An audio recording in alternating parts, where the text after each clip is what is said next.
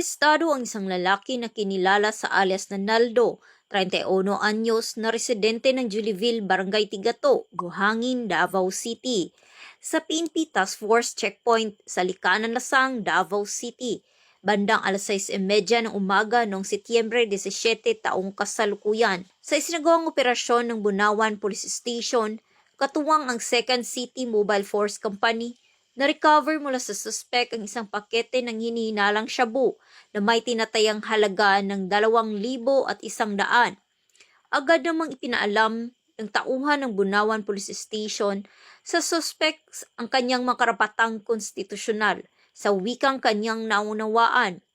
Kasunod nito, dinala siya sa Bunawan Police Station para sa kaukulang legal na proseso at pagsasampa ng kasong paglabag sa Republic Act 9165 o Comprehensive Dangerous Drugs Act of 2002.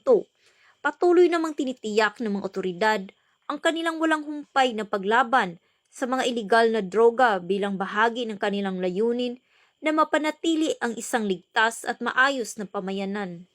Mula dito sa Police Regional Office 11, ako ang inyong PNN correspondent, Patrolwoman June Mary Joy Rupin, alagad ng batas, tagataguyod ng Balitang Pulis.